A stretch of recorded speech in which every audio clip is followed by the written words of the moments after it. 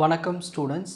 Next நம்ம என்ன பார்க்க போகிறோன்னா பேஷியான் நெட்வொர்க்னா என்ன, இந்த பேஷியான் நெட்வொர்க்கில் எக்ஸாக்ட் இன்ஃபரன்ஸ்னால் என்ன, அது மட்டும் இல்லாமல் அப்ராக்சிமேட் இன்ஃபரன்ஸ்னால் என்ன, பேஷியான் நெட்வொர்க்கில் அது எப்படி கண்டுபிடிக்கிறது, ஸோ அதை பற்றி நம்ம டீட்டெயிலாக தெரிஞ்சுக்க போகிறோம். ஃபஸ்ட் பேஷியான் நெட்வொர்க், இதுக்கு இன்னொரு பேர் பிலீஃப் நெட்வொர்க்னு சொல்லலாம், அப்படி இல்லை பேயஸ் நெட்டுன்னு கூட சொல்லலாம். இது நம்மளுக்கு என்ன கொடுக்கும்னா ப்ராபபிலிட்டி வேல்யூ கொடுக்கும் கிராஃபிக்கலாக. ஸோ இதில் வேரியபிள்ஸ் இருக்கும், கண்டிஷனல் ஒவ்வொரு நோட்ஸுக்கான இந்த டிபெண்டன்சி வேல்யூஸ் இருக்கும், ஸோ ஆரோஸ் இருக்கும், அதாவது டைரக்ஷன்ஸ் இருக்கும், ஒரு சைக்கிள் ஃபார்முலா இல்லாமல் ஏசைக்ளிக் கிராஃபாக இருக்கும், அதாவது டைரக்டட் ஏசைக்ளிக் கிராஃப். இந்த மாதிரி ஸ்ட்ரக்சரில் இருந்துச்சுன்னா அதை பேஷியான் நெட்வொர்க்னு சொல்லுவோம். ஸோ இதுக்கு ஒரு குட்டி எக்ஸாம்பிள் ஒன்று காமிட்டுறேன் பாருங்கள். ஃபஸ்ட் ஒரு அலாரம், ஓகேங்களா, இது ஒரு நோட், இது ஒரு நோட், இது ஒரு நோட், இது ஒரு நோட். இது எதுவுமே ஒரு சைக்கிள் ஃபார்மேட்டில் சைக்கிளாக இருக்காது, லூப் ஃபார்மேஷன் இருக்காது. ஆனால் ஒவ்வொன்றுத்துக்கு கூட அந்த கனெக்ஷன்ஸ் இருக்கும், கண்டிஷனல் டிபெண்டன்சி வேல்யூஸ் இருக்கும். சரி, ஃபஸ்ட்டு அலாரமை ஆன் பண்ணுறோம். அலாரம் அடித்ததுன்னா அதுக்கு 0.9 ஒரு ப்ராபபிலிட்டி வேல்யூ, அப்படி இல்லைன்னா 0.1. சரி, இப்போது பஸ்ஸு லேட்டுனா அதுக்கு 0.2%, 0.8, அதாவது அந்த ப்ராபபிலிட்டி வேல்யூ. ஆன் டைமுக்கு வந்தாச்சு, இல்லை ஓவர் ஸ்லிப்ட் அப்படி பண்ணிட்டோம்னா அலாரம் அடித்ததுன்னா 0.1, 0.9, அடிக்கலைன்னா ஆகிடும் 0.9, 0.1, ஆப்போசிட்டாக. ஸோ அதே மாதிரி தானே. ஸோ நம்ம சீக்கிரமாக எழுந்து, அதாவது அலாரம் அடித்து கரெக்டாக எழுந்துக்கிட்டோம்னா நம்ம டைமுக்கு வந்துடலாம், பஸ்ஸில் போயிடலாம். அலாரம் அடிக்குது ஆனால் ஒழுங்காக எழுந்துக்கலைன்னா நம்ம ஆன் டைமுக்கு வர முடியாது. இந்த மாதிரி ஒரு நெட்வொர்க்கு தான் பேஷியான் நெட்வொர்க், ஓகேங்களா. ஃபஸ்ட் பேஷியான் நெட்வொர்க்கில் இன்ஃபரன்ஸ்னால் என்ன, ஒரு குறிப்பிட்ட வேரியபிளுக்கு நம்ம என்ன கண்டுபிடிப்போம்னா ப்ராபபிலிட்டி டிஸ்ட்ரிபியூஷனை கண்டுபிடிப்போம் கொடுத்துருக்கிற எவிடென்ஸை வச்சு, அதுதான் இன்ஃபரன்ஸ்னு சொல்லுவோம். ஸோ ஒரு எக்ஸ் வேரியபிளுக்கு கொடுத்த எவிடன்ஸ், ஏதோ ஒரு எவிடன்ஸ் டேட்டா கொடுத்துருப்பாங்க, அந்த எவிடன்ஸ் டேட்டாவுக்கு அந்த எக்ஸ் வேரியபிளை வச்சு ஒரு ப்ராபபிலிட்டி கண்டுபிடிப்போம், அதுதான் நம்ம இன்ஃபரன்ஸ்னு சொல்லுவோம். அந்த எக்ஸில் நம்மளுக்கு நிறைய வேரியபிள்ஸ் இருக்கும், ஓகேங்களா. சரி, இதில் நம்மளுக்கு 2 டைப்ஸ் இருக்குது. ஒன்று எக்ஸாக்ட் இன்ஃபரன்ஸ், எப்படி கண்டுபிடிக்கிறது. சரி, அது எப்படி கண்டுபிடிக்கலான்னா அதுக்கு முதல்ல ப்ரிசைஸ் போஸ்டீரியர் ப்ராபபிலிட்டி வேல்யூன்னு ஒன்று கண்டுபிடிக்கணும் நம்ம எடுத்துக்கிட்டு அந்த கொரி வேரியபிள்ஸ்க்கு. அது அந்த எவிடன்ஸுன்னு ஒன்று இருக்கும். அந்த எவிடன்ஸ் எப்படி இருக்குன்னா நம்மளுக்கு ஒரு கிராஃப் ஃபார்மேட்டில் இருக்கும், நெட்வொர்க் ஸ்ட்ரக்சரில் இருக்கும், அப்புறம் கண்டிஷனல் ப்ராபபிலிட்டி. இது ரெண்டுத்தையும் பயன்படுத்தி நம்ம என்ன கண்டுபிடிக்க முடியும், ப்ரிசைஸ் போஸ்டீரியர் ப்ராபபிலிட்டி. ஸோ எவ்வளவு பர்சன்டேஜ் இருக்குது கண்டுபிடிச்சிடலாம், எக்ஸாக்ட் இன்ஃபரன்ஸ், ஓகேங்களா. சரி, அதில் ஒரு மெத்தடு தான் வேரியபிள் எலிமினேஷன் மெத்தட்னு சொல்லுவோம். இது என்ன பண்ணோம்னா தேவையில்லாத வேரியபிள்ஸை எலிமினேட் பண்ணிவிட்டு தேவை உள்ளதை மட்டும் யூஸ் பண்ணிக்கிட்டு ஆன்சர் நம்மளுக்கு கண்டுபிடிச்சி கொடுத்துரும். சரி, இதுக்கு ஒரு எக்ஸாம்பிள் பார்க்கலாம் பாருங்கள். You want to diagnose if a patient has a disease D based on 2 symptoms. இப்போ ஏதோ ஒரு டிசீஸ்ப்பா, அந்த டிசீஸ் நீங்கள் எடுத்துக்கிறீங்க. இந்த டிசீஸ்க்கு 2 சிம்டம் இருக்குது. First symptom fever, second symptom cough, ஓகேங்களா. இந்த 2 சிம்டமில் எது வரும் இந்த டிசீஸ்க்கு, அதை நீங்கள் என்ன பண்ண போகிறீங்கன்னா டயக்னோஸ் பண்ண போகிறீங்க. ஸோ அப்போ இதுக்கு ஒரு நெட்வொர்க் ஒன்று க்ரியேட் பண்ணலாமா, டிசீஸ் டின்னு வச்சுக்கிட்டு இந்த டி என்ன பண்ணோம், 2 சிம்டம்ஸை கொடுக்கலாம், S1 S2. அப்போ டி தான் பேரண்ட்டு S1க்கு S2க்கும். ஸோ டியை நம்ம பேரண்ட்டை வச்சுட்டு S1 S2வை சைல்டாக வச்சுக்கலாம். ஓகே, ஒரு நெட்வொர்க் ஒன்று க்ரியேட் பண்ணியாச்சு. சரி, இப்போ நம்ம கிவன் டேட்டாஸ் கொடுத்துருவாங்க. டி தானது டிசீஸாக இருக்கலாம், இல்லை டிசீஸ் இல்லாமல் இருக்கலாம். S1னது ப்ரெசண்ட்டு ஆப்சண்ட்டு, சிம்டம் இருக்கலாம் இல்லாமல் போகலாம். சிம்டம் 2 இருக்கலாம் இல்லாமல் போகலாம். இதுதான் பாசிபிள் வேல்யூஸ். சரி, நம்ம என்ன கண்டுபிடிக்க போகிறோம்னா ப்ராபபிலிட்டி கண்டுபிடிக்க போகிறோம். முதல்ல ப்ரையார் ப்ராபபிலிட்டி கண்டுபிடிக்கணும். அதாவது நம்ம எடுத்துக்கிற அந்த டிசீஸ் கன்ஃபார்ம் ஆயிடுச்சுன்னா, அதாவது அது 1% சொல்கிறாங்க, 0.01. அப்படி டிசீஸ் இல்லைன்னா 0.99. இந்த மாதிரி நம்ம ப்ரையாராக எடுத்துக்கிறோம், முன்னாடி ஆப்போசிட்டாக எடுத்துக்கிறோம். இப்போ சிம்டம் ப்ராபபிலிட்டி எடுத்துக்க போகிறோம். இதெல்லாமே அவங்க கிவன் கொடுத்தது நம்மளாக எடுத்துக்கல, கிவன் கொஷினில் கொடுக்குறாங்க. வேணால் நீங்கள் ஓனாக கூட என்ன வேல்யூ ஆனால் கூட மாற்றி கூட எடுத்துக்கலாம். ஓகேங்களா? சரி, இப்போ S1 நான் வந்து ப்ரெசென்ட்னு வச்சுக்கிறேன். மொதல் சிம்டம் ப்ரெசென்ட்டாக இருந்து டிசீஸாக இருந்துச்சுன்னா 0.8. சரி, மொதல் சிம்டம் இருந்து அது டிசீஸாக இல்லைன்னா 0.1ன்னு வேல்யூ கொடுத்துட்டாங்க. சரி இல்லைப்பா, ரெண்டாவது சிம்டமு ஆனால் கன்ஃபார்ம் இந்த டி டிசீஸ் தான் முடிவு பண்ணோம்னா 0.7 கொடுத்துருக்காங்க. ரெண்டாவது சிம்டம் இருந்து அது டிசீஸ் அந்த டிசீஸாக இல்லைன்னா 0.05ன்னு கொடுத்துருக்காங்க. ஸோ இந்த மாதிரி நம்மளுக்கு வேல்யூஸை கொடுத்துருக்காங்க, கிவன் வேல்யூஸ். இந்த வேல்யூஸை நம்ம வச்சு நம்ம என்ன கண்டுபிடிக்க போகிறோம்னா டீனுடைய, அதாவது இந்த டி இருக்குல்ல இந்த டிசீஸ்னுடைய ப்ராபபிலிட்டி வேல்யூ கண்டுபிடிக்கிறோம், எக்ஸாக்ட் வேல்யூ. சரி, if a patient has both symptom S1 S2, அப்போது சொல்லியாச்சு இந்த பேஷண்ட்டுக்கு 2 சிம்டம் இருக்குது. அப்போ கண்டிப்பாக என்ன இருக்கும், அங்கே டி டிசீஸ்னு ஒன்று இருக்கும். அப்படி இருந்துச்சுன்னா அதுக்கு என்ன வேல்யூவாக இருக்கும்? ஸோ ஸ்டெப் 1 நம்ம என்ன பண்ணோம்னா ஜாயிண்ட் டிஸ்ட்ரிபியூஷனை கண்டுபிடிக்கணும். ஸோ ஃபஸ்ட்டு டிசீஸ்க்கு, அப்புறம் 2 சிம்டம்ஸ்க்கு. இது எப்படி எழுதுனா probability of D into S1D அப்புறம் S2D. ஓகேங்களா? இதுதான் மெயின் காம்போனண்ட். இவங்க எல்லாமே அதுக்குள்ளே இருக்கிற வேரியபிள்ஸ்.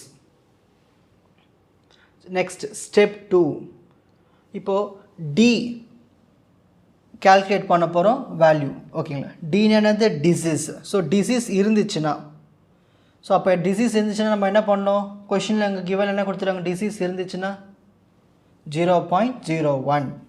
ஓகேங்களா? 0.01 அதை எடுத்து இங்கே எழுதியாச்சுங்களா, இன்ட்டு சொல்லியாச்சு 2 சிம்டமும் இருக்குதுன்னு சொல்லியாச்சு. 2 சிம்டமும் இருக்குன்னா அது டிசீஸ் இருந்து 2 சிம்டமும் இருந்தால் 0.8. Next present D disease 0.7. அப்போ ரெண்டுத்தையும் மல்டிப்ளை பண்ணிக்கணும். 0.8 0.7 இது மூணுத்தையும் மல்டிப்ளை பண்ணி வர ஆன்சர் தான் 0.0056. டிசீஸ் இல்லை, டிசீஸ் இல்லைன்னா நம்ம என்ன பண்ணுவோம், டி டிசீஸ் இல்லைன்னா 0.99 கூட, இங்கே ரெண்டுமே டிசீஸ் இல்லைல்ல, இந்த 3 வேல்யூஸும் மல்டிப்ளை பண்ணுவோம். அந்த 3 வேல்யூஸும் மல்டிப்ளை பண்ணி வர ஆன்சர் தான் 0.00495. ஓகே, இப்போ நம்ம என்ன எவிடன்ஸ்னால் அவங்க கொஷின் கொடுத்துறாங்க, என்ன எவிடன்ஸ் கொடுத்துருக்காங்க, நம்ம ஒருத்தனுக்கு செக் பண்ணோம் 2 பேருக்கும் என்ன இருக்குது, அந்த சிம்டம் இருக்குது. அதாவது அந்த அவனுக்கு 2 சிம்டமும் இருக்குது. ஓகேங்களா? செக் பண்ணவனுக்கு 2 சிம்டம் இருக்குது. அப்போ நம்ம என்ன பண்ணலான்னா 0.0056ம் இந்த 0.00495 முதல்ல ஆட் பண்ணிவிடுவோம். இது ஏன்னா முதல்ல டோட்டல் ப்ராபபிலிட்டின்னு ஒன்று இருக்குது, தெரியும் இல்லையா? டோட்டல் ப்ராபபிலிட்டி என்னது, கிவன் சாம்பிள்ஸை நம்ம ஆட் பண்ணோம். ஸோ ஃபஸ்ட் இது ரெண்டுத்தையும் ஆட் பண்ணிவிடுவோம். ஆட் பண்ணிவிட்டு அவங்க சொல்லிட்டாங்க, என்ன சொல்லிட்டாங்க, சிம்டம் இருக்குது. அப்போ நம்ம என்ன பண்ணலாம், இந்த வேல்யூ நியூமரேட்டரில் எடுத்துப்போம், டோட்டல் வேல்யூஸை டினாமினேட்டரில் எடுத்துப்போம். அப்போது ஸோ டிசீஸ் இருக்குன்னா இந்த வேல்யூ, டோட்டல் வேல்யூ இது. ஸோ இது ரெண்டுத்தையும் நம்ம டிவைட் பண்ண போகிறோம் அடுத்த ஸ்டெப்பில். ஸோ இது ரெண்டுத்தையும் டிவைட் பண்ணிட்டோம்னா நம்மளுக்கு அந்த ப்ராபபிலிட்டி வேல்யூ கிடச்சிரும் 0.53. அப்போ இது எப்படி எதுனா பர்சன்டேஜில் 53% அவனுக்கு என்ன இருக்குது, அந்த டிசீஸ் இருக்குதுன்னு சொல்லலாம். ஸோ இந்த 2 சிம்டம்ஸ் இருக்கிறதுனால 53% அவனுக்கு அந்த பேஷண்ட்டுக்கு இந்த டிசீஸ் இருக்கலான்னு கன்ஃபார்ம் பண்ணலாம். ஸோ இதுதான் வந்து எக்ஸாக்ட் இன்ஃபரன்ஸ்னு சொல்லுவோம். Next approximate inference. இந்த அப்ராக்சிமேட் இன்ஃபரன்ஸில் வந்து என்ன ஒரு பெஸ்ட்டுனா, இந்த எக்ஸாக்ட் இன்ஃபரன்ஸில் நம்மளுக்கு வேல்யூஸ் வந்து தப்பாக வரலாம், ஒரு அக்யூரசி இருக்காது. இதுவே இந்த அப்ராக்சிமேட் இன்ஃபரன்ஸில் பர்ஃபெக்ஷன் இருக்கும். ஓகேங்களா? Approximate inference in Bayesian network refers to the set of technique used to estimate the posterior probability. கண்டுபிடிப்போம். ஓகேங்களா? when exact inference is computationally infeasible due to the size of the network. உங்கள் network ரொம்ப பெருசாக போச்சுன்னா அந்த exact inference கஷ்டம் கண்டுபிடிக்கிறது. அதை ஓவர் கம் பண்ணுறது இந்த அப்ராக்சிமேட் இன்ஃபரன்ஸ். ஒரு பெரிய பெரிய நெட்வொர்க்குக்கு இதை பயன்படுத்தலாம். அது ஒரு best method Monte Carlo sampling method. So முதல்ல இந்த மெத்தடில் ஸ்டெப் 1 என்ன பண்ணணும்னா இன்புட்டை வாங்கிக்கும். ஒரு நெட்வொர்க் ஒன்று கொடுத்துருவோம், கூடவே ஒரு எவிடன்ஸ் ஏதாவது ஒன்று கொடுத்துருவோம், சும்மா ஈன்னு வச்சுப்போம். அப்புறம் கொரி வேரியபிள்ஸ்லாம் கொடுத்துருவோம், க்யூ. நிறைய சாம்பிள்ஸ் கொடுத்துருவோம், ஒரு பல்காக சாம்பிள்ஸ். ஓகேங்களா? சரி, இது என்ன பண்ணோம்னா ஒவ்வொரு கொரி வேரியபிளுக்கும் ஒரு கவுண்ட் வேல்யூ இனிஷியலைஸ் பண்ணி வச்சுக்கும். ஸோ கொரியா அதுக்கு கவுண்ட் வேல்யூ செட் பண்ணிக்கும் 0. ஸோ இந்த மாதிரி கவுண்டர்ஸை செட் பண்ணிக்கும். நெக்ஸ்ட்டு என்ன பண்ணோம்னா முழு ஃபுல் சாம்பிள்ஸ்க்குமே ஜென்ரேட் பண்ணும் வேல்யூஸ். அதாவது n சாம்பிள்ஸ் இருந்தால் அந்த n சாம்பிள்ஸ்க்குமே ஒரு வேல்யூ வந்து ஜென்ரேட் பண்ணும். முதல்ல ஒவ்வொரு வேரியபிளும் டாப்போலாஜிக்கல் ஆர்டராக அரேஞ்ச் பண்ணிவிட்டு எவிடன்ஸ் வேரியபிள் ஒன்று இருக்குல்ல இ, அதை வச்சு என்ன பண்ணும், ஃபிக்ஸ் பண்ணும். ஒவ்வொரு வேல்யூஸும் ஃபிக்ஸ் பண்ணிவிட்டு வெயிட் பண்ணும். அதேமாதிரி நான் எவிடன்ஸ் வேரியபிள்ஸ்னு ஒன்று இருக்கும், ஓகேங்களா. அது வந்து அந்த நெட்வொர்க்லேயே இருக்கும், அதையும் அப்படியே ஃபிக்ஸ் பண்ணி வச்சுக்கும். ஸோ தேவைக்கு ஏற்ப இது ரெண்டுத்தையும் பயன்படுத்திக்கும். Check if the sample is consistent with the evidence பண்ணும், ஓகேங்களா. எவிடன்ஸ் கூட செக் பண்ணும் ஓகே ஆகிடுச்சான்னு இல்லையான்னு. அப்படி ஓகே ஆகிடுச்சுன்னா அப்டேட் பண்ணிட்டோம். Update the count of the query variable based on the sample. So லாஸ்ட்டில் நம்ம என்ன பண்ணோன்னா, ஸோ எதெல்லாம் வந்து செட் ஆகிருக்கோ, அதாவது நம்ம இங்கே 2 செட் பண்ணி வச்சுருக்கோம் பார்த்தீங்களா. ஒன்று வந்து எவிடன்ஸு மேட்ச் ஆகிற மாதிரி, இன்னொன்று நான் எவிடன்ஸு. ஸோ எவிடன்ஸ் கூட மேட்ச் ஆகிறதெல்லாம் நம்மளுக்கு கவுண்ட் வேல்யூ இன்க்ரீஸ் ஆகிக்கிட்டே போகும். அப்படி இன்க்ரீஸ் ஆனதுக்கப்புறமா நம்ம ஃபைனலாக ஒரு ப்ராபபிலிட்டி கண்டுபிடிப்போம். ஸோ அந்த ப்ராபபிலிட்டி எப்படி கண்டுபிடிக்கலான்னா, ஸோ நம்ம க்யூ வேல்யூ ஒன்று செட் பண்ணியிருக்கோம், எவிடன்ஸ் வேல்யூ செட் பண்ணியிருக்கோம். இதுக்கு ரெண்டுத்துக்கும் ப்ராபபிலிட்டி எடுக்க போகிறோம். ஸோ டோட்டலாக எத்தனை சாம்பிள்ஸ், n சாம்பிள்ஸ் எடுத்தோம். அதில் எதெல்லாம் கவுண்ட் பண்ணுமோ அதை வந்து நம்ம டிவைட் பண்ணும்போது நம்மளுக்கு எக்ஸாக்ட் ப்ராபபிலிட்டி, அதாவது அப்ராக்சிமேட் வேல்யூ கிடச்சிரும், ஓகேங்களா. இது உங்களுக்கு ஸ்டெப்ஸு பார்க்குறதுக்கு ஒரு மாதிரியாக இருக்கும், ஆனால் சிம்பிள் என்னென்னா, இன்னொருட்டி கூட உங்களுக்கு சொல்கிறேன் கவனிங்க.